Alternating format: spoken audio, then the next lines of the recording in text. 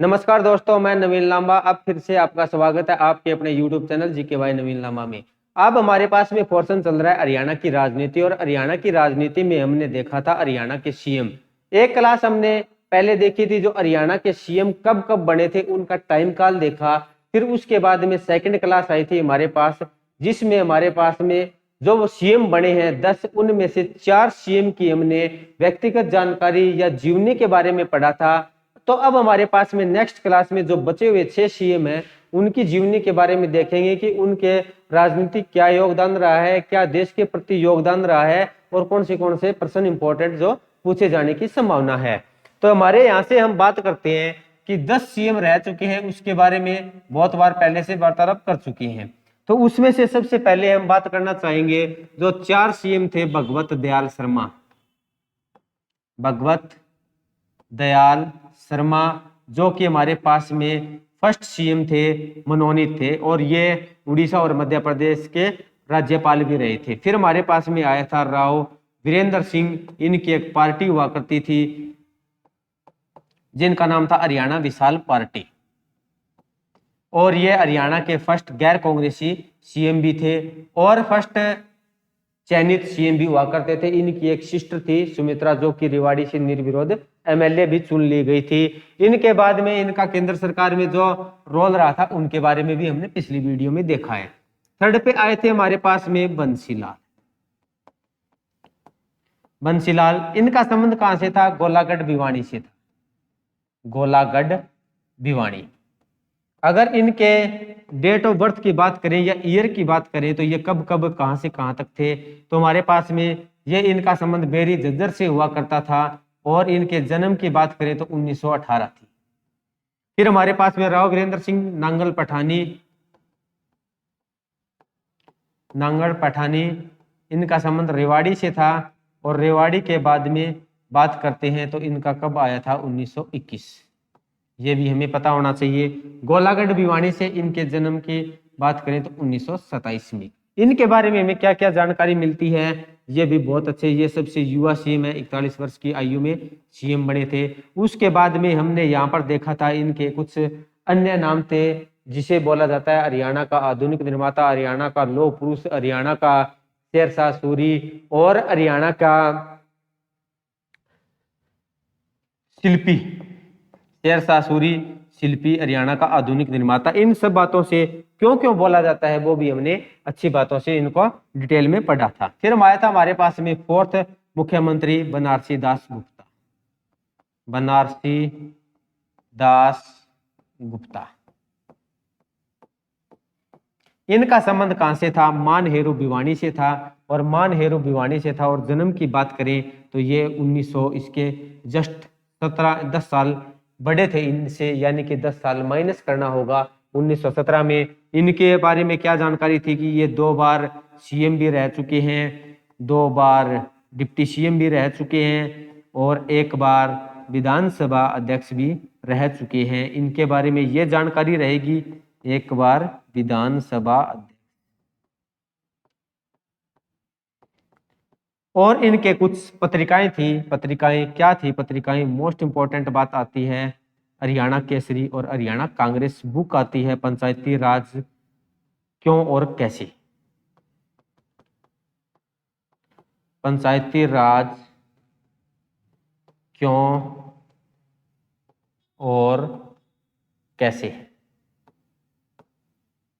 ये इनसे संबंधित बातें रहेगी, जो कि हमने पिछली क्लास में बहुत अच्छे से पढ़ा है। जिस स्टूडेंट ने वो वीडियो नहीं देखी है तो अभी जाके देख लीजिए। उसके बाद हमारे पास में इस वीडियो पे आइए, क्योंकि बेसिक जानना बहुत ज्यादा जरूरी होता है। अगर किसी भी क्लास का आपको बेसिक नहीं पता है तो उसके बाद में उसके पढ़ने का महत्व ही आधा रह जाता है।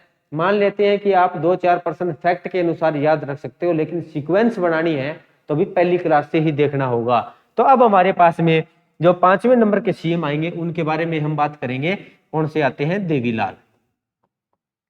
देवीलाल, देवीलाल के बाद में बात करेंगे हमारे पास 6th नंबर पे आएंगे भजनलाल। भजनलाल के बाद में हम बात करेंगे 7th नंबर पे ओम प्रकाश चौटाला। 8th पे बात करेंगे हम भूपेंद्र सिंह हुड्डा और हुकुम सिंह। हुकुम सिंह, हुकुम सिंह। 9th पे बात करेंगे हम भूपेंद्र सिंह हुड्डा और 10th पे बात करेंगे हम मनोहर लाल खट्टर, जो कि आगे हमारे पास में सीक्वेंस में चलते जाएंगे। तो अब हम देवीलाल के बारे में बात करेंगे। देवीलाल एक भाई ऐसे व्यक्ति हैं जिन्होंने भी सारी उम्र अपनी संघर्ष के दौरान ही गुजार दी। उन्होंने कभी रेस्ट करने का नाम ही नहीं लिया। तो रेस्ट करने का नाम नहीं लिया, तब ये आज के समय में इतने पॉपुलर हैं कि उनके नाम से ही आज के समय में भी वोटें मिलती जा रही है, जबकि उनकी मृत्यु तो 2001 में हो चुकी है। तो उनकी जीवनी से हमें क्या देखने को मिलता है कि अगर हमें समाज में या अपने हरियाणा में, प्रदेश में, हिंदुस्तान में अगर पहचान बनाए रखनी है ना, तो हमें संघर्ष निरंतर जारी रखना होगा। वरना अगर कहीं ना कहीं हम 2 महीने के लिए अगर शांत बैठ जाते हैं तो लोग जिक्र करना भी छोड़ देते हैं। और ये पढ़ाई का माहौल है, स्टूडेंट्स को तो भी बहुत ज्यादा प्रेरणा लेनी चाहिए। जो 2-4 एग्जाम में फेल हो चुके हैं उन्हें ऐसे थक हार कर निराश होकर नहीं बैठना चाहिए, कुछ ना कुछ देवीलाल से ही संघर्ष करना चाहिए। ये 54 वर्ष की उम्र में क्या थे भाई, सीएम बने थे। इतना इन्होंने बड़ा संघर्ष किया था। और ये संघर्ष करना कब स्टार्ट कर देते हैं, 14 वर्ष की आयु में ये संघर्ष करना स्टार्ट कर देते हैं, यानी कि इनमें संघर्ष तो खून में ही भरा हुआ था। तो अब हमारे पास में बात रहेगी 5वें नंबर पे देवीलाल, चौधरी देवीलाल। और इनका संबंध कहां से है, चौटाला। और चौटाला इन्हीं के नाम पे जाना जाता है। इन्होंने क्या किया है कि अपने गांव को भी इतना मशहूर कर दिया है कि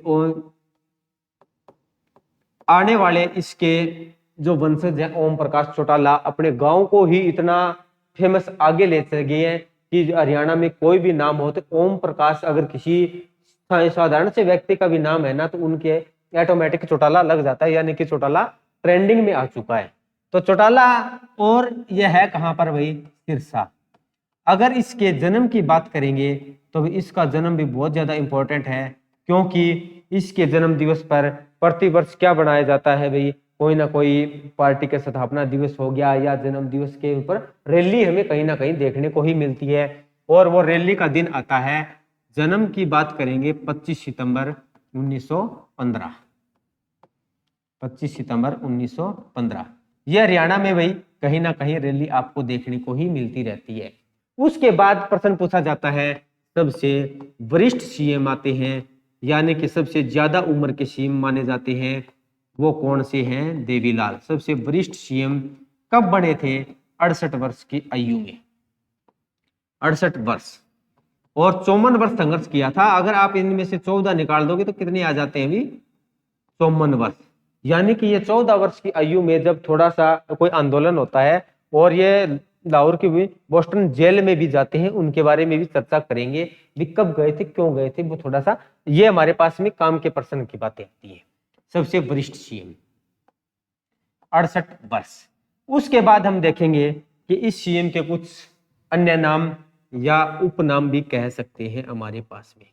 उपनाम कौन से आएंगे, सभी के सभी इंपॉर्टेंट है। कहीं ना कहीं इनको नाम का दर्जा दिया जाना उनकी कोई ना कोई काबिलियत है या कोई इनका कोई एक्स्ट्रा काम इसी प्रकार से दिए किया है कि उनको इसी काम के नाम से भी जाना जाता है। जैसे भी एपीजे अब्दुल कलाम को क्या कहते हैं, मिसाइल मैन कहते हैं, क्योंकि उन्होंने काम किया था मिसाइल बनाने का। तो यहां से हमारे पास में आता है ताऊ। ताऊ क्यों कहते हैं, ऊपर ही लिखा हुआ है सबसे वरिष्ठ सीएम। उसके बाद में आता है किंग मेकर। किंग मेकर क्यों कहा जाता है, ये भी बहुत खतरनाक व्यक्ति हुआ करते थे। तो उन्होंने क्या किया था किंग मेकर में, यानी कि मुलायम और लालू को सीएम बनाया था। कहां पर, बिहार में जाकर। इतनी अपने आप में क्या थी, इनकी काबिलियत थी, अपना रुतबा ऐसा रखते थे कि दूसरी पार्टी के लोग भी इनकी बातें मानते थे। तो यानी कि ये लालू और मुलायम को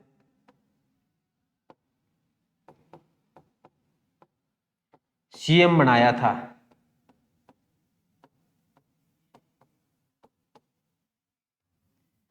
यह भी हमें पता होना चाहिए। फिर आता है हमारे पास में 3rd नंबर पे किसानों का मसीहा। अब ये क्यों कहा जाता है भाई, किसानों का मसीहा। अब ये क्यों कहा जाएगा, बात आती है अभी। उपनाम ताऊ, किंग मेकर, किसानों के मसीहा, जन नायक, क्या क्या कारण आते हैं, क्योंकि इन्होंने ट्रैक्टर के क्या किए थे भाई, चालान मुक्त किए थे, या हम कह सकते हैं कि ट्रैक्टर के कोई ना कोई भी चालान नहीं कर सकता, डॉक्यूमेंट पूरे हो या ना हो, और कोई अन्य विकल्प आता है, जैसे हमारे पास में हेलमेट ना हो तो बाइक के चालान कर सकता है, अगर लाइसेंस ना हो तो गाड़ी का चालान कर सकता है, मोटरसाइकिल का चालान कर सकता है, लेकिन ट्रैक्टर के चालान कभी नहीं कटेंगे भी, ट्रैक्टर के चालान माफ किए थे, माफ किए थे। फिर आता है हमारे पास में जननायक, इतने कुछ काम कर रहा है, तो फोर्थ नंबर पे हमारे पास में भी जननायक का मतलब होता है जनता का नायक भी कहा जाता है, जननायक। फिर हमारे पास में पांचवें नंबर पे हम बात करेंगे, शेर ए हरियाणा भी कहा जाता है, शेर ए हरियाणा। अब ये बात आती है क्यों कहा जाता है, बात यही रहेगी कब, क्यों और कैसे। क्योंकि इन्होंने भाई हरियाणा की तरफ से, जब हरियाणा को अलग करने की मांग उठ रही थी, हरियाणा का जनक कहे जाने वाले चौधरी देवीलाल किसी भी पोजीशन पे बात आए तो आगे खड़े मिले थे, किसी के बिना डर या बहकावे के भी। जैसे ही फजल अली 1955 में रोहतक में आया था तो उसके सामने पेश आए थे कि भी आप हरियाणा को भाषा के आधार पे अलग कर दीजिए। और 1952 में जब हमारे पास पंजाब में पहले इलेक्शन होते हैं तो चौधरी चरण सिंह के साथ में मिलकर ये 125 विधायकों के हस्ताक्षर करवाते हैं और देश के गृह मंत्री जीबी पंत के पास में जाते हैं कि आप हरियाणा को भाषा के आधार पे पंजाब से अलग कीजिए। तो ये हमारे पास में शेर ए हरियाणा, इसके पीछे कहे जाने का कारण है कि यानी कि किसी भी बात आए तो ये सबसे आगे खड़े मिले थे। फिर आता है हमारे पास में हरियाणा का दूरदर्शी भी कहा जाता है इसे, ये भी मोस्ट इंपॉर्टेंट पर्सन है, हरियाणा का दूरदर्शी। अब ये क्यों कहा जाता है दूरदर्शी, इसके पीछे कारण ये रहता है कि इससे पहले जब ये सीएम बनते हैं पहली बार 1977 में, फिर 87 में, 2 ही बार सीएम रहे हैं अब तक। तो उस समय क्या था कि जो ट्यूबवेलों की लाइट थी वो 24 घंटे हुआ करती थी, तो इन्होंने क्या किया कि दूरदर्शी भविष्य को देखते हुए इन ट्यूबवेलों की लाइट को 8 घंटे कर दिया। क्या अब हमारे पास में पता है भी अगर 24 घंटे लाइट है तो हम भी 24 घंटे ही पानी व्यर्थ बहाते रहते हैं, तो इसी बात को सोचते हुए यानी कि पानी व्यर्थ ना बहे तो इन्होंने ट्यूबवेल की लाइट को 8 घंटे कर दिया था, इसलिए इसे हरियाणा का दूरदर्शी भी कहा जाता है। ये भी मोस्ट इंपॉर्टेंट पर्सन है। ट्यूबवेल की लाइट को या बिजली को हिंदी में लिखिए भी आप, बिजली को 8 घंटे कर दिया था, 8 घंटे कर दिया। ये देखो भी उस समय के दूरदर्शी हुआ करते थे, 54 वर्ष तक संघर्ष किया था। अगर हम पहली बार विधायक की बात करें तो ये 1952 में भी बन चुके थे, लेकिन कोई मंत्री पद का लालच भी नहीं किया था। और आज इन्हीं के एक होते हैं जो थोड़े से लालच के लिए भी सरकार के साथ में सत्तासीन है, ना ही कोई किसानों की सुनते हैं ना ही कोई और है। जिस पार्टी के अगेंस्ट इन्होंने वोट मांगे थे उन्हीं के साथ में है, यानी कि किसी का कोई भरोसा नहीं है। ये तो व्यक्ति भी अपने व्यक्तित्व के ही धनी थे, इन्हीं के नाम पर वोट मांगे जाते हैं, वरना उनके खुद की कोई तो काबिलियत ही नहीं है। हरियाणा। अब हमारे पास में बात करेंगे कि इनका राजनीतिक योगदान क्या रहा है, तो अगर इनके थोड़ा सा भी नेक्स्ट स्लाइड में चलेंगे, इससे बड़ा हम नहीं करेंगे, इनको रिवीजन भी करना पड़ेगा। नेक्स्ट में हमारे पास में चलेंगे तो ये भाई उप प्रधानमंत्री भी रहे हैं। उप प्रधानमंत्री से पहले हम थोड़ा सा ये देखना चाहेंगे कि पहली बार एमएलए, पहली बार एमएलए एमएलए कब बने थे ये, तो ये बने थे 1952 में।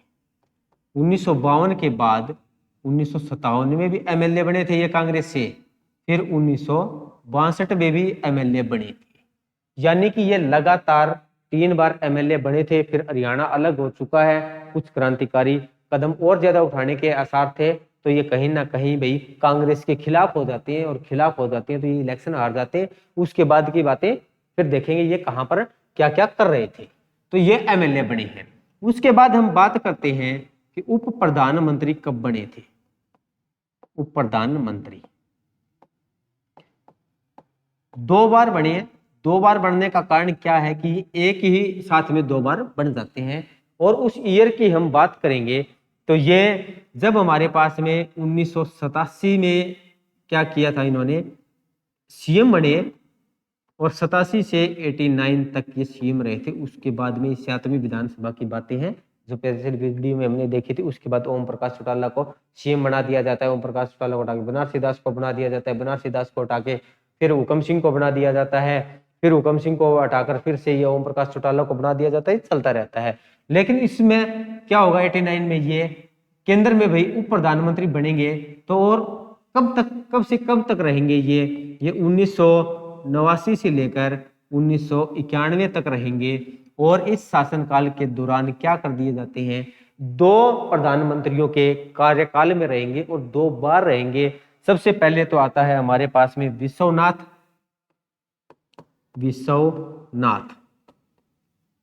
सेकंड पे हमारे पास में जो पीएम आएंगे उनका नाम आता है पीएम भाई चंद्रशेखर।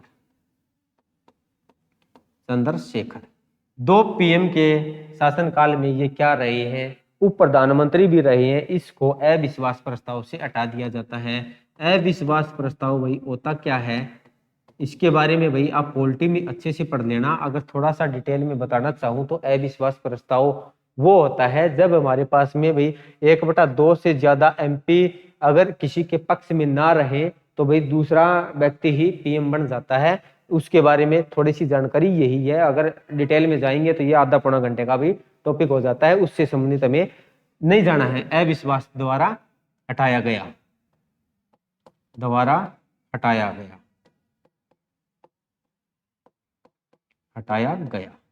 ये भी हमें पता होना चाहिए।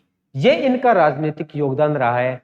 कुछ राज्यसभा सांसद भी रहे हैं, वो भी देखेंगे। अगर हम उससे पहले ये देखें भी, ये हमारे पास में स्वतंत्रता सेनानी के आंदोलन में भी भाग लेते रहे हैं। तो स्वतंत्रता आंदोलन में भाग लेने के दौरान में ये मात्र 14 वर्ष की उम्र में बोस्टन जेल में भी गए थे। और बोस्टन जेल है कहां पर, ये इंडिया जीके के अकॉर्डिंग भी प्रश्न पूछा जाता है। बोस्टन का मतलब होता है कि बच्चों की जेल, और ये बच्चों की जेल है लाहौर में। स्वतंत्रता आंदोलन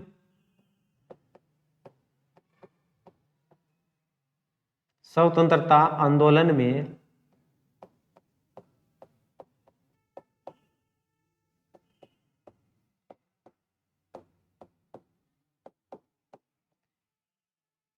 भाग लेने के दौरान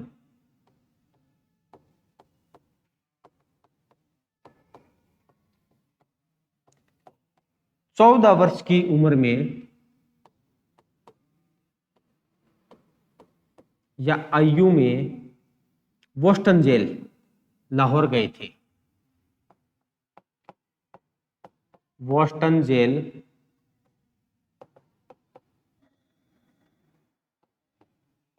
लाहौर गए, ये हमें पता होना चाहिए। बोस्टन जेल कहां पे है, लाहौर में है।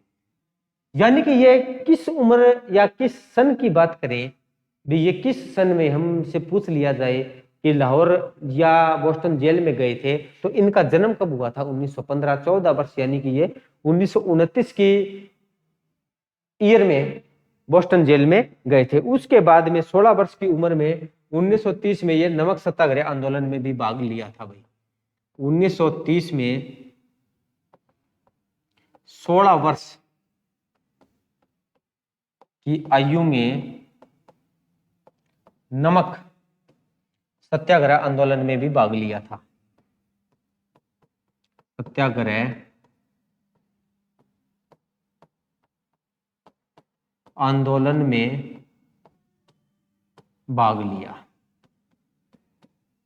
अब बात आएगी कि ये एक ही साल का गैप कैसे, भी होना तो चाहिए 2 साल का, लेकिन कुछ हमारे पास में जो डाटा आते हैं एक ही ईयर में 2 घटनाएं भी घट जाती है। जैसे किसी का जन्म ये तो हमारे पास में सितंबर में है, तो इसका सितंबर के अनुसार ही हम बात करें तो क्या हो जाता है भी, नेक्स्ट ईयर ये 14 का हो चुका है तो 15वां भी इसी साल लग चुका है। तो 15वां इसी साल लगने के बाद में क्या होगा कि एक साल में इसी में ये क्या है 14 के भी है, इसी ईयर में ये कहीं ना कहीं मान लेते हैं कि 1928 वाली है।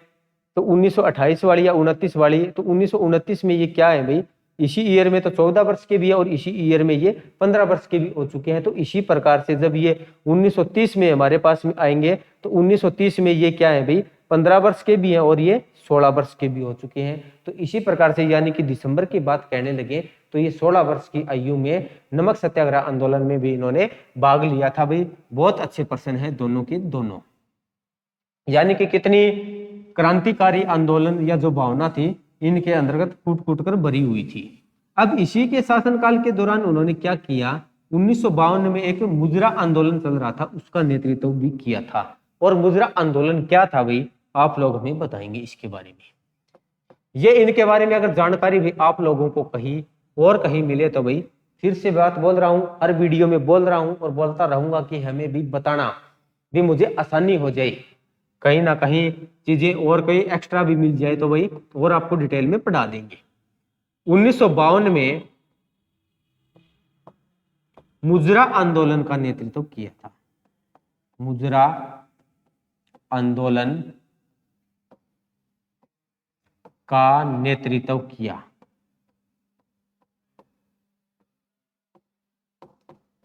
ये भी हमें पता होना चाहिए।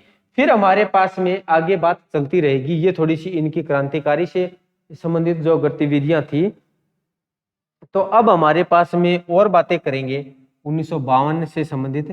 फिर हमारे पास में 1975 में इन्होंने क्या किया था, देश में कुछ इमरजेंसी आ जाती है और इमरजेंसी के कारण क्या हो जाते हैं भाई, यानी कि न्याय युद्ध के प्रति ये एक आंदोलन चलाते हैं जिसमें चौधरी देवीलाल और मोरारजी देसाई को सोना कहाँ पे है, गुरुग्राम, यानी कि गुरुग्राम के सोना के किले में इन्हें बंद कर दिया जाता है।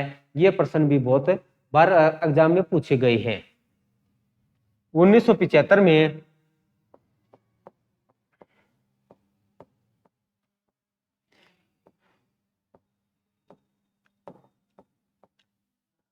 क्या करते हैं भी, ये एक आंदोलन चलाते हैं जिसके बारे में बताएं भी, जन आंदोलन चलाया था जिसका नाम था न्याय युद्ध। और ये किसके विरोध में था, जो इमरजेंसी लगी हुई थी, जो आंतरिक आपातकाल लगा हुआ था उसके विरोध में था।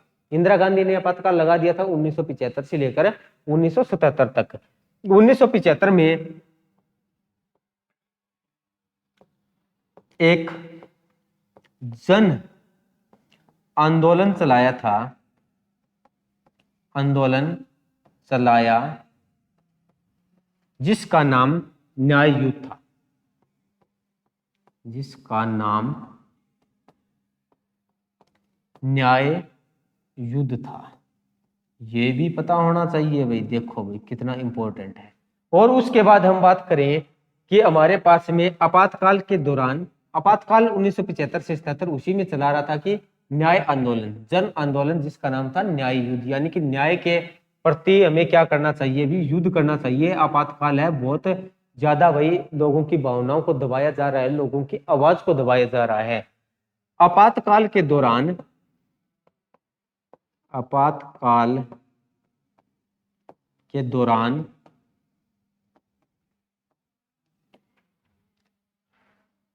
चौधरी देवीलाल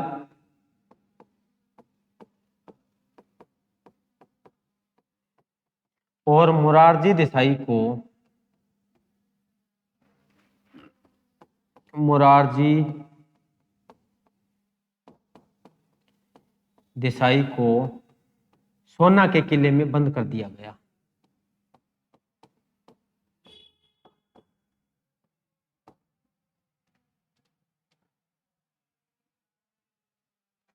सोना के किले में नजरबंद कर दिया।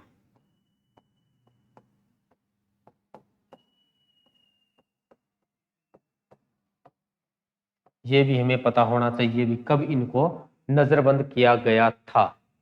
अब हमारे पास में इन्होंने, जब ये सीएम पद पे भी रहते हैं तो हमारे पास हरियाणा में कुछ एक दो इन्होंने क्या किया था कि राज्य में खुला दरबार नीति अपनाई थी कि जैसे राजा सिंहासन पे बैठा है, कुछ इसके मंत्री साइड में बैठे हैं, आगे साधारण से लोग आएंगे जो अब बीजेपी वाली कर रहे हैं। ये तो इन्होंने भाई अपने शासनकाल के दौरान आज से 40 साल पहले ही कर दी थी इन्होंने। उनकी कॉपी तो अब चल रही है, जैसे अनिल विज साहब भी करते हैं कि जनता के पास में आते हैं, खट्टर साहब भी जा रहे हैं। तो ये क्या है अभी, इन्होंने राज्य में खुला दरबार नीति भी अपनाई थी। और खुला दरबार में एक नीति और भी लाते हैं, कन्यादान योजना। क्या करते हैं कि कन्यादान योजना इन्होंने भी अपने शासनकाल के दौरान ही स्टार्ट की थी। ये स्लाइड अपनी कंप्लीट हो चुकी है, इसी में पूरा कर लेते हैं, अभी ज्यादा नहीं करेंगे। राज्य में खुला दरबार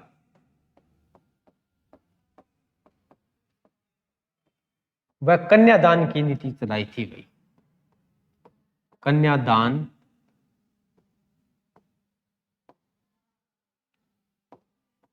की घोषणा की थी।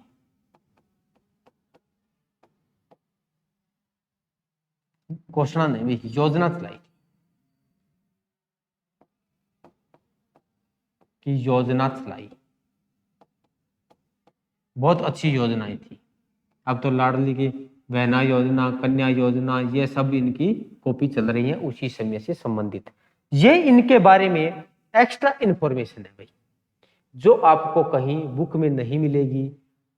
कितने भी आप सर्च मार लेना। अब हमारे पास में इससे कहने का मतलब क्या है, जो ये स्लाइड आपको बताई गई है इससे संबंधित वो नए प्रश्न बनेंगे जो हर बार 3 से 4 या 5% तक हमें क्वेश्चन पेपर में देखने को मिलते हैं। तो देखने को मिलते हैं तो भाई ये प्रश्न, जो नॉर्मल प्रश्न पूछे गए हैं वो तो सभी पढ़ के जाएंगे। भी आप लोगों को क्या करना है कि एक कदम आगे तो चलना होगा।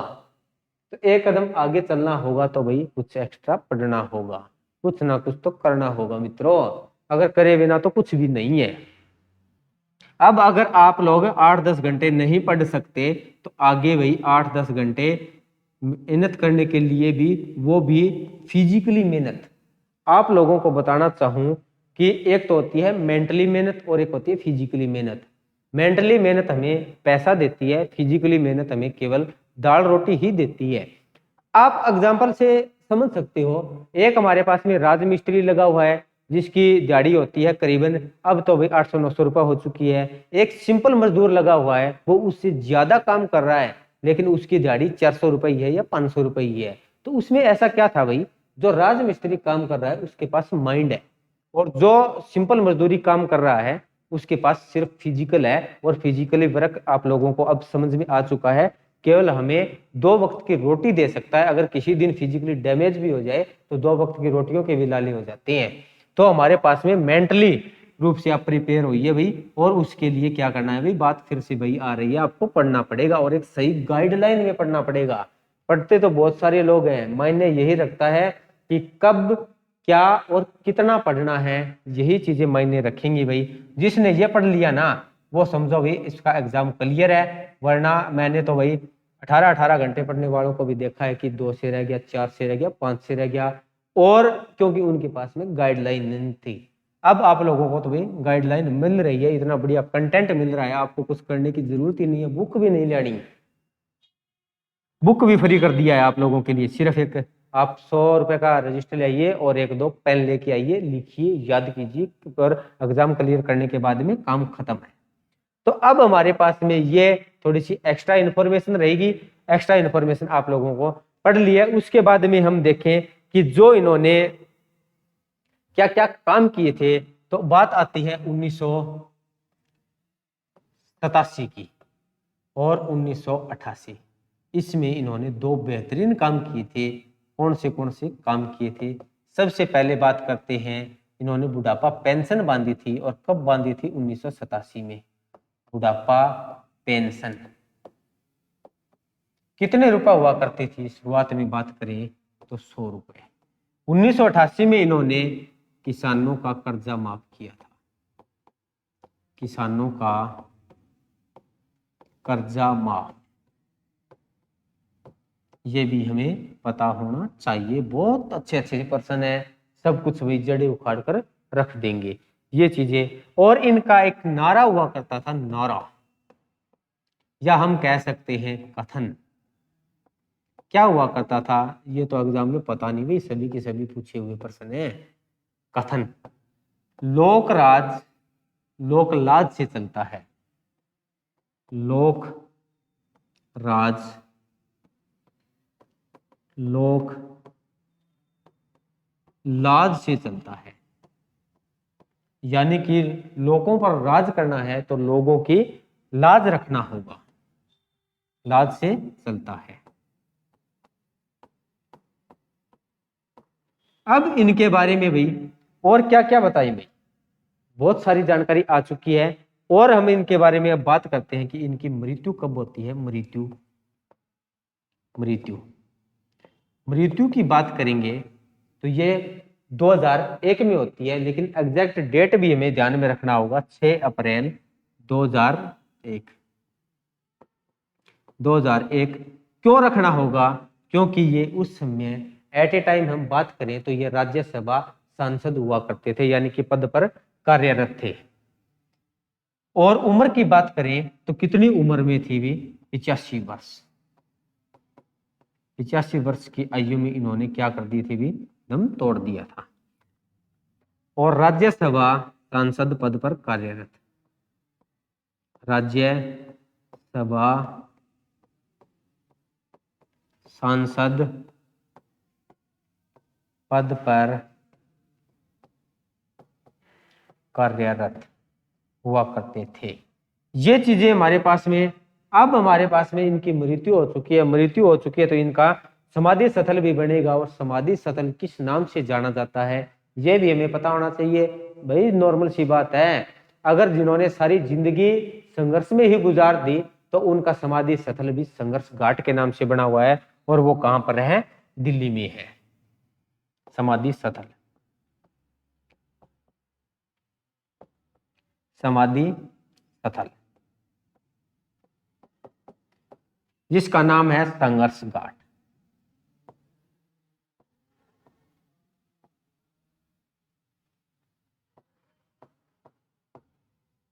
और ये कहां पर है, दिल्ली में है। और दिल्ली के बाद अगर और भी पूछ लिया जाए दिल्ली किस नदी के किनारे आती है, तो यमुना नदी के किनारे आती है। तो ये यमुना नदी के किनारे पर ही बना हुआ है, ये भी हमें अच्छे से पता होना चाहिए। यानी कि ये कहां पर है, यमुना नदी के तट पर, यमुना नदी के तट पर बना हुआ है, यमुना नदी के तट पर बना हुआ है समाधि स्थल। ये इनसे संबंधित जो जीवनी थी इनको भी बहुत अच्छे से पढ़ा है। आप लोग भी इन्हें कॉपी में नोट कीजिए, नोट करने के बाद में याद कीजिए। नोट करना कोई मायने नहीं रखता, बात रहती है याद करने की। तो याद करने के लिए क्या करना है भाई, सबसे पहले नोट करना है, फिर कॉपी बंद करके आपको माइंड में रिवीजन करना है, बातों को लिख लिख के देखना है भी किस समय कौन सी घटनाएं घटती है। अब हमारे पास में नेक्स्ट सीएम की बात करेंगे तो इसके बाद में हमारे पास में नेक्स्ट सीएम आता है भजन लाल। अब हमारे पास में 6 नंबर का सीएम आ चुका है, ज्यादा जानकारी नहीं है, अब ज्यादा समय भी नहीं लेंगे आप लोगों का, समय बहुत हो चुका है। भजन लाल, अगर इनके रियल संबंध की बात करें तो ये इनका संबंध हुआ करता था पाकिस्तान से, जो कि कोटनवाली कहां पर आता है, पाकिस्तान में।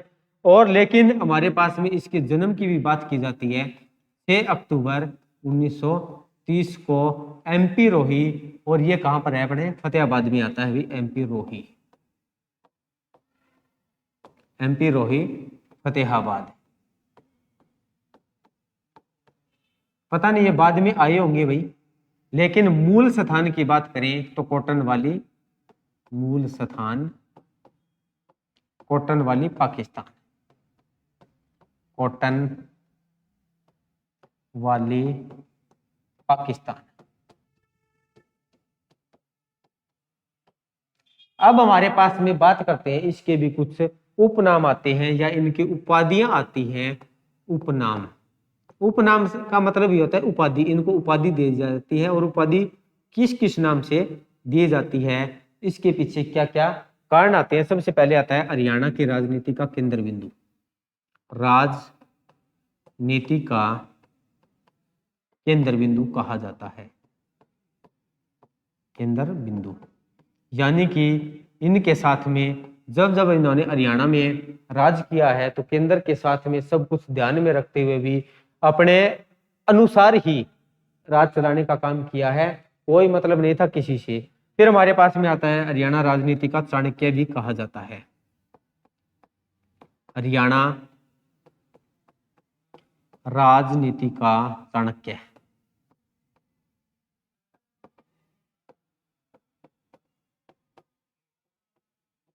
चाणक्य। अब ये क्यों कहा जाता है? क्योंकि ये भाई एमएलए तोड़ने में बहुत ज्यादा फेमस थे। जैसे कि अब अमित शाह हैं।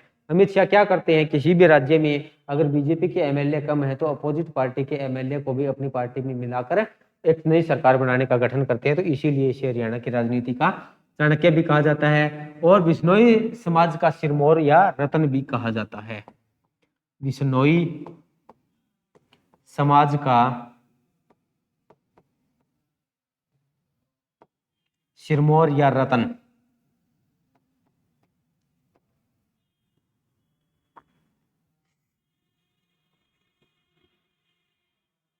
सिरमौर या रतन कहा जाता है। ये भी क्योंकि ये बिश्नोई समाज से थे इसलिए इसे ही इनके भी उपाधि दे दी इन समाज ने। और इनके बारे में क्या जानकारी रहेगी, थोड़ा बहुत, रात को शपथ लेने वाले मुख्यमंत्री। ये थोड़ा सा एक्स्ट्रा जानकारी है। रात को शपथ लेने वाले मुख्यमंत्री, लेने वाले मुख्यमंत्री।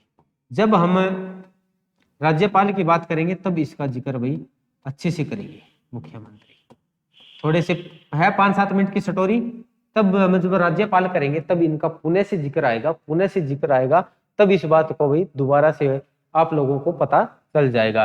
फिर हमारे पास में करते हैं भी केंद्र सरकार में भूमिका क्या रहती है इनकी। केंद्र सरकार में, केंद्र सरकार में भूमिका क्या क्या भूमिका मिलेगी अपने को। सबसे पहले हम बात करते हैं, ये कृषि मंत्री रहे हैं, वन मंत्री रहे हैं और पर्यावरण मंत्री रहे हैं। कृषि,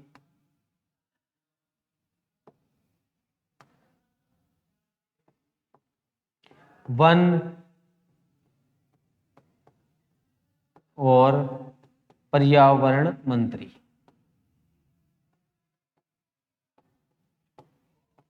रहे हैं। अब इनको याद करना कोई ज्यादा मुश्किल वाली बात नहीं है। पहले हमने देखा था कि बंसीलाल भी यही मामले में थे, भी वो कृषि से संबंधित मंत्री रहे थे, ग्रामीण एवं औद्योगिक विकास मंत्री भी रहे थे। वो एक जाट मुख्यमंत्री थे। जाट क्या है भाई, अब तो थोड़ा सा प्रोफेशन में आ चुके हैं, लेकिन पहले भी नॉर्मल हुआ करते थे, वो उनके पास नॉर्मल पद थे। लेकिन इसी प्रकार से बिश्नोई क्या करते हैं, अभी पेड़ पौधों और पर्यावरण के प्रति भी बहुत ज्यादा जागरूक। आज से बहुत साल पहले की बात, अमृता देवी बिश्नोई की बात करते हैं, जिन्होंने पेड़ों को बचाने के लिए अपनी जान की कुर्बानी तक दे दी थी। तो इसी प्रकार से भाई अब पेड़ों को बचाने के लिए बिश्नोई है तो बिश्नोई समाज से भी अग्रणी काम करते हैं। ये बातें इन्हें हमें मानना होगा भाई। ये सदा सर्वोपरि रही है। जब लोगों को पर्यावरण से संबंधित पेय के बारे में नहीं पता था तब भी बिश्नोई समाज के लोगों ने भी पर्यावरण के प्रति कुर्बानियां दी है। इस बात के लिए भी पूरा भारत देश ऋणी है और ऋणी रहेगा। अब हमारे पास में बात करते हैं कि इनकी मृत्यु कब होती है। मृत्यु 2011 में होती है। और अगर एग्जैक्ट डेट की बात करें तो भी हमें पता होना चाहिए 3 जून, यानी कि गर्मियों में 3 जून 2011 में। जब 2011 में मृत्यु हुई थी तब ये कौन से पद पर कार्यरत थे, ये भी हमें पता होना चाहिए। मृत्यु बहुत ज्यादा इंपॉर्टेंट है। पहले वालों की ज्यादा नहीं थी भाई, क्योंकि वो एक साधारण से मृत्यु में वे अपना कार्य गुजार गए थे, चलो उससे कोई लेना देना नहीं था। लेकिन इनकी ये जब मृत्यु होती है तो ये क्या थे भाई, हिसार से एमपी, हिसार से एमपी। ये इनके बारे में बेसिक जानकारी और थोड़ा बहुत डिटेल में भी जानकारी आप लोगों को मिल रही है। यानी कि जो प्रश्न पूछे गए हैं, पूछे जा रहे हैं और पूछे जाएंगे, तीनों लेवल तक की तैयारी आप लोगों को सिर्फ इसी क्लास में आपको लोगों को मिलती रही है और मिलती रहेगी। फिर हमारे पास में नेक्स्ट में बात करेंगे तो भाई अब थोड़े थोड़े जो करंट में जीवित मुख्यमंत्री हैं उन्हीं के बारे में बातें आएंगी। एक हुक्म सिंह भी आएगा जिनकी मृत्यु हो चुकी है। लेकिन अब हमारे पास में बात आती है 7वें नंबर पे ओम प्रकाश चौटाला। ओम प्रकाश चौटाला, इनका जन्म बड़ा वीआईपी है भी।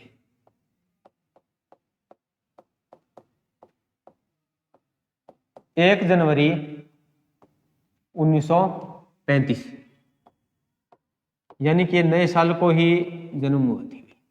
ये बात ओम प्रकाश चौटाला के घर वाले बताते हैं। डीएमसी तो उनकी अब बनी है जेल में जाने के बाद में। इन्होंने अब तक तो 10वीं की ही नहीं थी। ये क्या बात बोलते हैं इनकी, एक बार मैंने जीवनी देखी थी, बहुत शानदार जीवनी है कि 1935 में ये जब पैदा हुए थे, तो यानी कि 1940 के आसपास ही स्कूल में जाने के लिए लायक होता है कोई भी 4-5 साल का। तो उनके बाद में ये 45 तक या 5वीं 6ठी क्लास तक ही जा पाते हैं। फिर क्या कहते हैं कि पिताजी देश में आंदोलनकारी होने के कारण, स्वतंत्रता सेनानी होने के कारण मुझ पर घर की जिम्मेवारी आ गई थी, और घर की जिम्मेवारी आने के कारण मुझे भी पढ़ाई छोड़नी पड़ती है, और पढ़ाई छोड़ने के बाद में उसके बाद में थोड़ा सा देश का भी दायित्व आ जाता है, कुछ जिम्मेवारियां आ जाती है और चलते रहते हैं। जब ये 2011 या 12 में जब जेल में गए थे, तब इन्होंने अपनी 10वीं की पढ़ाई सुचारू रूप से की थी। तब बोले अब मेरे को समय लगा है, तो समय लगा है, तो तब इन्होंने 10th पास की थी, 10वीं।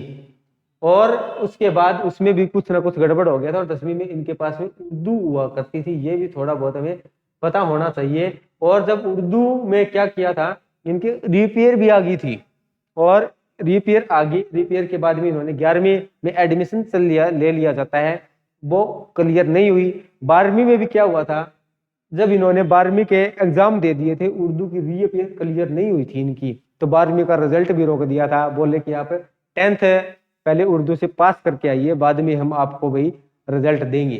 तो उनके बाद भाई पता नहीं क्या हुआ है, हुई है या नहीं हुई है, ये अब उसके बाद में जेल से बाहर हो चुके हैं, शायद इनको अब करने की जरूरत भी नहीं है, क्योंकि ये एक जरिया होता है, जो कोई व्यक्ति जेल में होता है ना, तो उनको कुछ ना कुछ पढ़ाई के लिए सरकार ने कुछ कानून बना रखे हैं, इतने अनुच्छेद हैं कि आप किसी से पढ़ाई से वंचित नहीं रख सकते। तो पढ़ाई से वंचित नहीं रख सकते तो क्या होगा भाई, आप एग्जाम के कोई भी हो एग्जाम हो, फार्म भर दीजिए, आप जेल से बाहर आ सकते हो। ये एक जरिया हुआ करता था और कुछ भी नहीं था, इनको 10th करने की क्या जरूरत थी। तो इसी से संबंधित हमें क्या क्या जानकारी मिलेगी, कोई ज्यादा जानकारी नहीं, इन्होंने अपने जीवन काल में कुछ किया ही नहीं है अभी। सबसे ज्यादा बार बनने वाले मुख्यमंत्री, ज्यादा बार बनने वाले मुख्यमंत्री,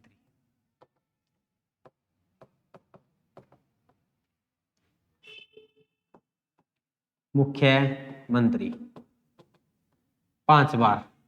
कब कब बने थे पता होना चाहिए भाई। फिर हमारे पास में सबसे छोटा कार्यकाल, सबसे छोटा कार्यकाल 5 दिन। और कब से कब तक था, ये एक बार एग्जाम में डेट भी पूछी गई है कि 5 दिन।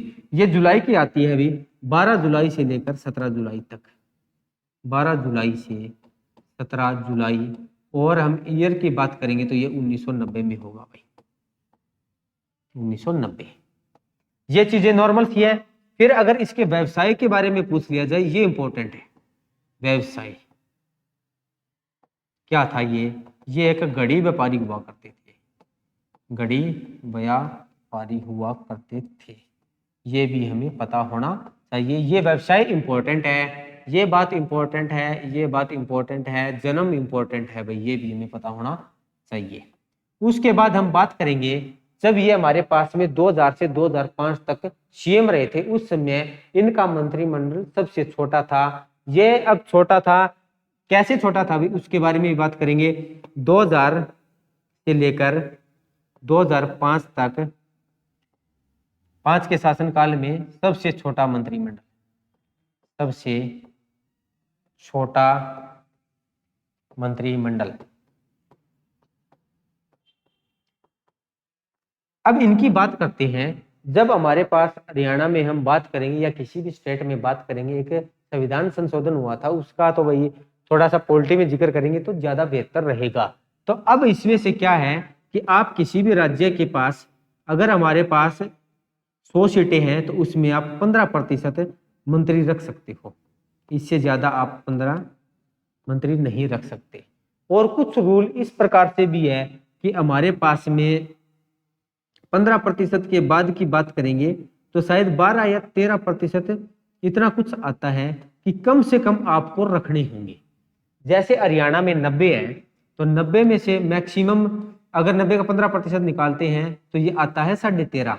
लेकिन 13.5 रखें, 13.5 से 14 करें या हमारे पास 13 करें, इस बात के लिए 2003 में एक संविधान संशोधन आया था उसके प्रति अब तक अभी कोर्ट में केस चल रहा है, चलता रहेगा, कोई लेना देना नहीं है। सरकार की मर्जी आती है, 13 भी कर सकते हैं, 14 भी कर सकते हैं। अब बीजेपी के पास में कितनी है? 14 है।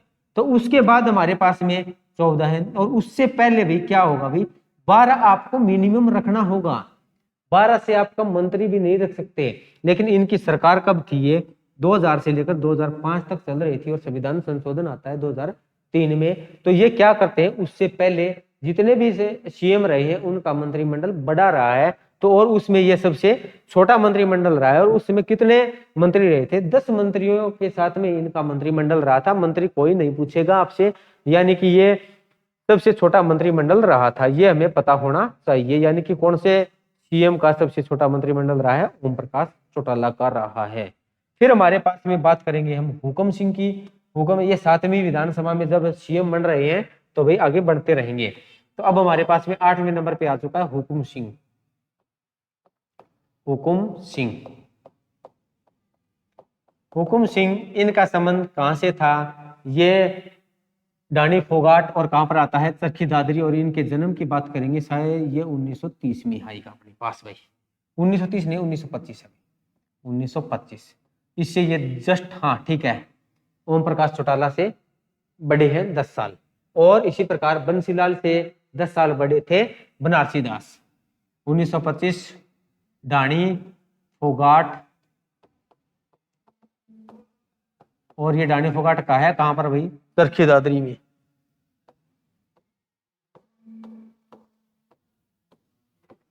चरखी दादरी, डानी फोगाट है कहां पर भाई? चरखी दादरी में। अब इससे संबंधित जो जो बातें आएंगी, क्या क्या बातें आएंगी, इनके थोड़ा सा बहुत एक उपनाम है भाई। और ये उस समय जब सीएम बने थे तो कौन सी पार्टी से बने थे? जनता दल। जनता दल, ये उसी शासनकाल की बात है, 7वीं विधानसभा की। और 7वीं विधानसभा में जब जनता दल से सीएम अदला बदली हो रहे थे, तो उनमें से एक बार इनको भी थोड़ा बहुत भी मौका मिल गया था सीएम बनने का। उसके बाद में गोपालक के नाम से प्रसिद्ध है। गोपालक के नाम से प्रसिद्ध है, ये भी पता होना चाहिए भाई, प्रसिद्ध है। फिर हम बात करते हैं, जब ये 1990 से 91 के बीच में बनते हैं, तो उस समय जाट आरक्षण भी चरम सीमा पर हुआ करता था। तो इसी के शासनकाल में जाट आरक्षण के नाम पर एक गुरनाम आयोग का गठन किया गया। और गुरनाम आयोग एग्जाम में पूछा जाएगा भाई। 1991 में जाट आरक्षण के लिए गुरनाम आयोग का गठन किया गया। गुरनाम आयोग का गठन किया।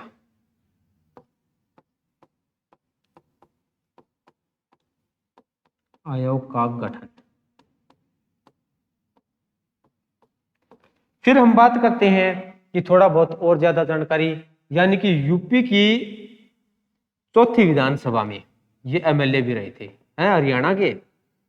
यूपी की 4th विधानसभा में एमएलए रहे। विधानसभा में एमएलए रहे। और मृत्यु की बात करेंगे तो ये 2015 में इनकी मृत्यु हो चुकी थी। 2015 मृत्यु, ये भी हमें याद रखो तो ठीक, ना रखो तो भी ठीक है। मृत्यु से संबंधित हमें कोई ज्यादा जानकारी नहीं चाहिए। हुकुम सिंह, जन्म 1925, संबंध डानी फोगाट चरखी दादरी, पार्टी से सीएम बने थे जनता दल से, गोपालक के नाम से प्रसिद्ध है। ये बात एग्जाम में पूछी जाएगी। 1991 में जो गुरनाम आयोग का गठन किया गया था, कब किया गया था गुरनाम आयोग का? 1991 में। इस प्रकार से भी प्रश्न पूछा जाता है, कौन से सीएम के शासनकाल में हुआ था? हुकुम सिंह के शासनकाल में हुआ करता था। और उसके यूपी की ये एक्स्ट्रा है, अगर क्या पता भी इनके बारे में पूछ लिया जाए।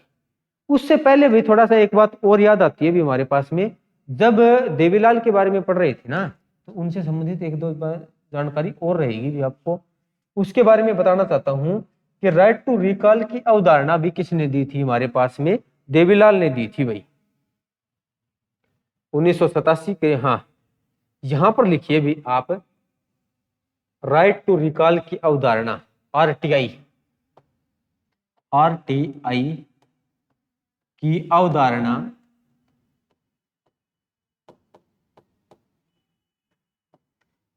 देश को देवीलाल ने दी थी। देश को देवीलाल ने दी थी। देवीलाल ने दी थी, ये भी पता होना चाहिए भी कितना मोस्ट इंपॉर्टेंट है। अवधारणा का मतलब है कि विचार दिया था कि देश में आम लोगों के पास में उसकी जानकारी जानी चाहिए। ये चीजें आगे चलती रहेगी, ठीक है, कोई बात नहीं, कोई फैक्ट आएंगे काम के हैं, आपको जैसे जैसे याद आते रहेंगे भी बताते भी रहेंगे कि हम भी टीचर हैं, आप ही लोगों की तरह स्टूडेंट ही हैं, कंप्यूटर की तैयारी भी करते हैं, तो और कोई इससे ज्यादा एक्स्ट्रा नहीं है अभी कोई, इतने अब तक प्रोसेस है, संघर्ष है। संघर्ष में कोई साथ नहीं देता, हमेशा अकेले ही साथ करना पड़ता है। जैसे भी आप आज के समय में विराट कोहली या रोहित शर्मा है, जब नेट प्रैक्टिस करते थे कोई इनको देखने तक भी नहीं आता था, लेकिन आज ग्राउंड में क्या कर रही है, अभी हजारों के दर्शक इनको देख रहे हैं। तो ऐसे ही भाई, जैसे लोगों में आप छोटा मोटा ज्यादा नहीं तो गांव के लेवल पे तो पहचान बना ही सकते हैं, आसपास के रिश्तेदारों में पहचान बना सकते हैं, गोपालक के नाम से प्रसिद्ध है। फिर हमारे पास यहाँ से हमारे पास एक 9वें और 10वें के सीएम रहेंगे भूपेंद्र सिंह हुड्डा। भूपेंद्र सिंह हुड्डा, अब ज्यादा नहीं है अभी हुड्डा। इनका संबंध कहां से आता है हमारे पास में, ये तो नॉर्मल पर्सन है, सभी को पता भी होना चाहिए भी इनका संबंध कहां से है। इनका संबंध माना जाता है सांगी रोहतक से, और इनका जन्म भाई 15 सितंबर 1947, सांगी रोहतक।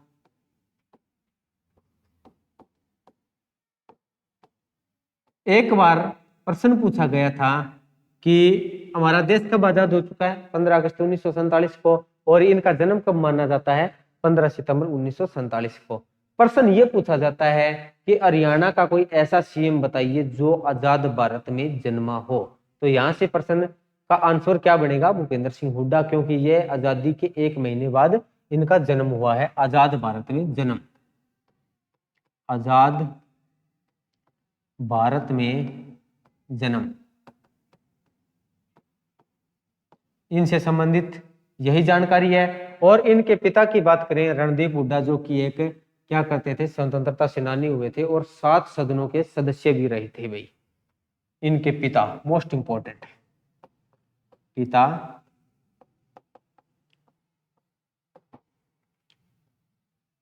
रणवीर हुड्डा, जिनके नाम पर यूनिवर्सिटी भी बनी हुई है। रणवीर हुड्डा कहां पर है अभी, रणवीर हुड्डा यूनिवर्सिटी, आप लोग बताएंगे जब यूनिवर्सिटी पढ़ेंगे, उससे पहले भी आप लोगों को थोड़ा बहुत आगे के लिए बता दें।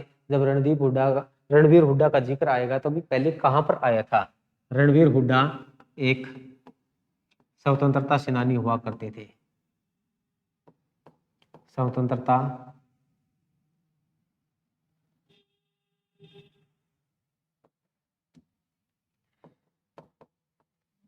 सेनानी हुआ करते थे और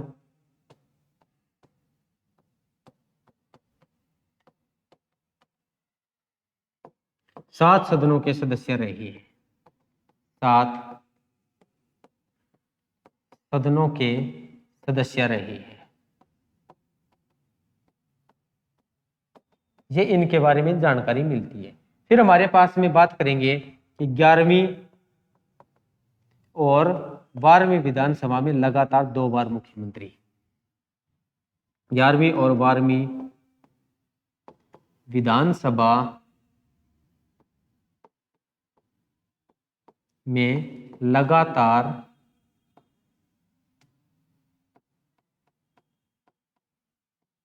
सबसे लंबा कार्यकाल का मुख्यमंत्री, सबसे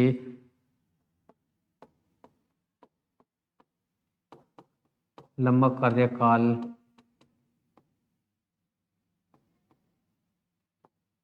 वाला मुख्यमंत्री। अब खटरे इनको तोड़ने वाला है भाई, मुख्यमंत्री। अगर दिनों में कहीं ना कहीं दिक्कत रह जाए तो भी कह नहीं सकते, वरना अब इनका खट्टर रिकॉर्ड तोड़ने वाला है, क्योंकि लगातार ये 2 प्लान भी बन चुकी है। फिर हमारे पास में इनका पेशा क्या रहा था भाई, पेशा, ये किस पेशे से आते हैं, ये पेशे की बात करेंगे तो ये वकील है भाई, ये सभी को पता है। क्योंकि जब ये भाई कोई ना कोई ये भूमि ग्रहण से संबंधित जो इनके केस चल रहे हैं, तो केस चल रहे हैं तो उनमें ये आगे नहीं आ पा रहे हैं, क्योंकि सभी लोग बता रहे हैं कि ये एक वकील है, बोले आगे आएंगे भी नहीं। और उनके बाद में इनकी एक फेमस बुक आती है सपनों में देखिए भी, कितने 1947 में जन्मे थे और 2024 आ चुकी है, लेकिन बुक कैसी आई है, कैसी लॉन्च की है, हाल फिलहाल में तो नहीं है, पहले की है, कि उड़ान अभी बाकी है, उड़ान अभी बाकी है। कितनी अच्छी बुक का टाइटल दिया गया है, उड़ान अभी बाकी है, यानी कि इस एज में भी ये एक ऐसी बुक लॉन्च की है कि उड़ान अभी बाकी है। और यहाँ पर तो युवा 20-22 के एक एग्जाम ना होने के बाद में हताश निराश होकर बैठ जाते हैं, बोले आगे हम नहीं करेंगे। और कुछ युवा ऐसे हैं भी कर ही नहीं रही है, वो उनकी मर्जी है। अब हमारे पास में 9th नंबर के सीएम आ चुके हैं भूपेंद्र सिंह हुड्डा, और 10 सीएम की बात करनी है तो 10वें पे आएंगे हमारे पास में मनोहर लाल खट्टर, जो कि एट प्रेजेंट में सीएम है, मनोहर लाल खट्टर। अगर इनके जन्म की बात की जाए, इन्होंने भी 10वीं की नहीं है, ये भी वैसे ही है। अगर इनका जन्म होता है 1954 में, और होगा कहां पर, निदाना, और ये भी निदाना कहां पर आता है, रोहतक में, रोहतक, निदाना रोहतक, इसके संबंधित में भी पता होना चाहिए। तो इसका उपनाम क्या आता है, कि उपनाम क्या आएगा, काका, या हम इसे कहते हैं हेड मास्टर,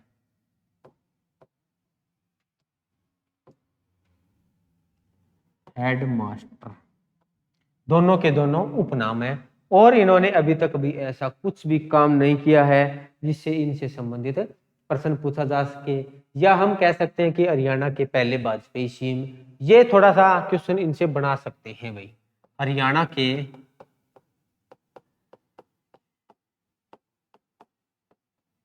पहले वाजपेयी सीएम,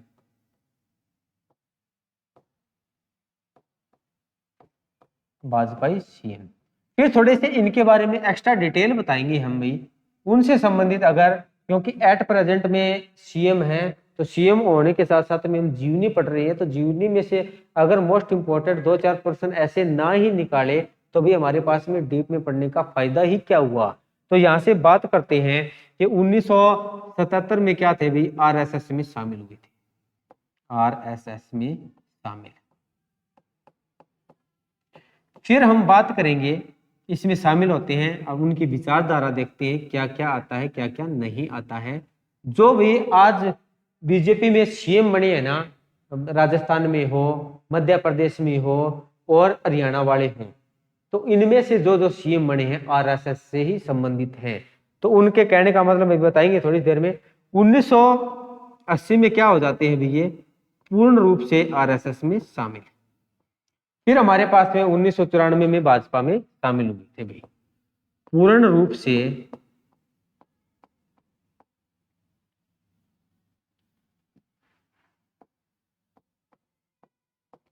प्रचारक बनते हैं, प्रचारक, यानी कि आरएसएस के प्रचारक माने जाते हैं।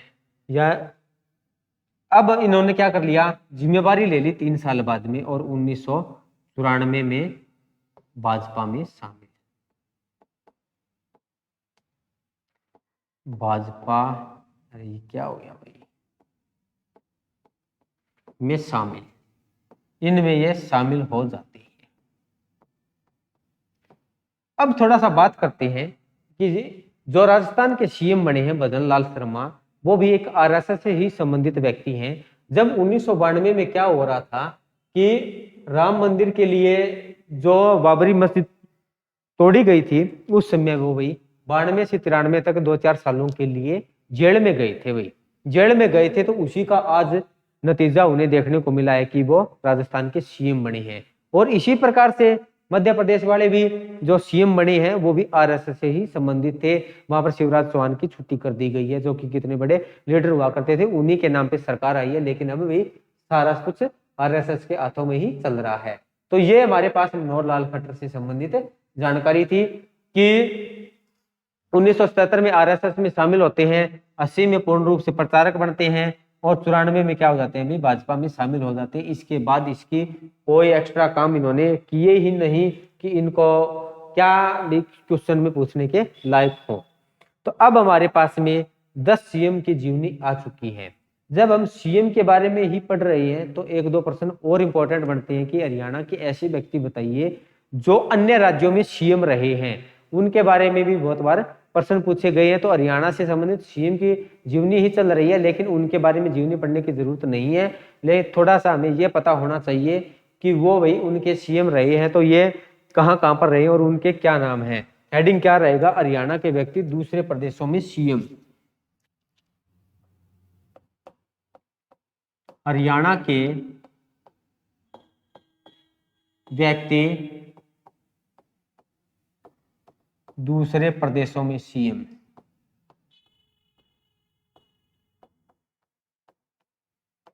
कौन से हो सकते हैं भी, आप लोग अंदाजा लगाइए कि हरियाणा के व्यक्ति हैं और दूसरे प्रदेशों में सीएम है। तो सबसे पहले हमारे पास में आता है श्रीमती सुचेता कृपलानी। श्रीमती सुचेता कृपलानी, इनके बारे में पता होना चाहिए। फिर हमारे पास में सेकंड नंबर पे आता है सुषमा स्वराज।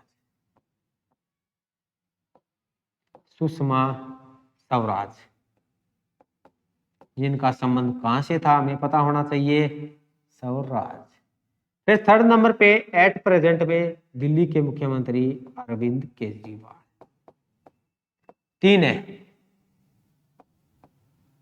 केजरीवाल। इन तीनों के बारे में इनका संबंध और कौन से राज्य से ये सीएम रहे हैं और कौन से ईयर में रहे हैं, ये तक भी हमें पता हो तो भी बहुत अच्छी बातें रहेगी। अगर इनमें हम बातें करते हैं राज्य, तो राज्य भी ये यूपी से ही रहेंगे, दोनों के दोनों यूपी। और ये कहां पर हैं, दिल्ली में। दिल्ली में। अगर इनके संबंध की बात की जाए, ये कब से कब तक रहते हैं, ये 1963 से लेकर 1967 तक रहेंगे सीएम। इनके बारे में नहीं पूछेगा, कोई नहीं पूछेगा, लेकिन थोड़ा सा हमें पता होना चाहिए। ये 1998 में रही है और ये 2014 से जब भी मोदी के इतनी हवा थी तब भी इन्होंने तख्ता पलट कर दिया था, सब कुछ एक तरफ माहौल कर दिया था। एट प्रेजेंट में ये भी चल रहे हैं। इनके बारे में जैसे हम कहें तो भाई 2014 से ये कंटिन्यू है भाई, कंटिन्यू। और इनके संबंध की बात करेंगे तो ये कौन से राज्य से संबंधित माने जाते हैं, तो ये माने जाते हैं श्रीमती सुचेता कृपलानी, ये अम्बाड़ा से है, और सुषमा स्वराज भी अम्बाड़ा से, जिनके नाम पे बस स्टैंड का नाम भी कर दिया गया था कि पहले जब इनकी मृत्यु हुई थी, अम्बाड़ा। लेकिन बात करते हैं केजरीवाल, यहाँ पर थोड़ा सा दाव पेच फंस जाता है। बात आती है, इनके जन्म होते हैं 1968 में, थोड़ा सा टेक्निकल पॉइंट है, समझेंगे भी। 1968 जब हमारे पास में जिला हुआ करता था हिसार, लेकिन 1972 में क्या हो जाता है, हिसार से भिवानी अलग हो जाता है, और भिवानी अलग होगा और इनका संबंध वैसे माना जाता है भिवानी के बाद शिवानी, जो शिवानी जिम्पा है हिसार से NH52 पे हम आगे जाएंगे तो ये आता है शिवानी। तो इनका संबंध माना जाता है एक्चुअल में तो शिवानी से, जो कि भिवानी में है। लेकिन जब हम बात करते हैं इनके जन्म की, तो जन्म हुआ था हिसार में। अगर एट प्रेजेंट आपसे पूछ लिया जाए भी इसका संबंध कहां से है, तो अब भिवानी से है भाई, क्योंकि भिवानी 1972 में अलग हो चुका है। बात वही आ रही है कि बनावली कहां पर है। ये हमारे पास में HSSC पूछती है, हिसार बताती है, लेकिन भैया फतेहाबाद तो अपना 1997 में अलग हो चुका था, अब तक HSSC फतेहाबाद भी नहीं पहुंची। तो हमें पता होना चाहिए, अगर हिसार ऑप्शन में है तो हिसार के साथ में जाएंगे, अगर हिसार ऑप्शन में नहीं है तो हम भिवानी के साथ में जाएंगे भी। इनका संबंध भी कहां से मिलता है, इनके जन्म की बात कह सकते हैं भी हम, भाई जन्म कहां पर हुआ था, मैं इतना ही कहना चाहूंगा भाई हिसार। और उसके बाद में एट प्रेजेंट में ये कहां पर आ चुका है, अब भिवानी में जा चुका है, शिवानी। तो ये हमारे पास में जो मुख्यमंत्री पढ़े हैं उनसे संबंधित हमें जानकारियां मिली हैं, भी बहुत अच्छी अच्छी जानकारी आप लोगों को दी गई है। अभी इनके बारे में हमें याद करना है, ऐसे नहीं है भी नोट कर लिया, वीडियो 2 की स्पीड से देख ली भी, अब नहीं तो बोले फिर करेंगे, ये करेंगे वो करेंगे। तो अब हमारे पास में जो 10 सीएम आए हैं उनके बारे में हमने अच्छे से जानकारी प्राप्त कर ली है। अब इसी से आगे हमारे पास में बचेंगे 6 डिप्टी सीएम, उनके बारे में देखेंगे भी। उनके बाद हम देखेंगे हरियाणा में विधानसभा कब कब क्या थी, कौन से समय में, कब इनकी सीटें, जब 1966 में मिली थी हमारे पास 54 तो उस समय रिजर्व कितनी हुआ करती थी, 67 में 81 हो गई तब रिजर्व कितनी हुआ करती थी, 77 में 90 हो गई तो तब रिजर्व कितनी हुआ करती थी। फिर हमारे पास में लोकसभा रह जाती है। लोकसभा के जो हमारे पास में सांसद के सदस्य हैं उनके बारे में भी जानकारी प्राप्त करेंगे। फिर हरियाणा की लोकल पार्टियों के बारे में भी बात करेंगे। पॉलिटी आपको ऐसे बना देंगे, आप राजनीति की बन जाओगे भाई। ये हमारे पास में आज क्लास है। ये क्लास आप लोगों को कैसी लगी भाई, इसके बारे में अपना कमेंट बॉक्स में जवाब जरूर दें और वीडियो को ज्यादा से ज्यादा शेयर करें। थैंक यू, जय हिंद, जय भारत।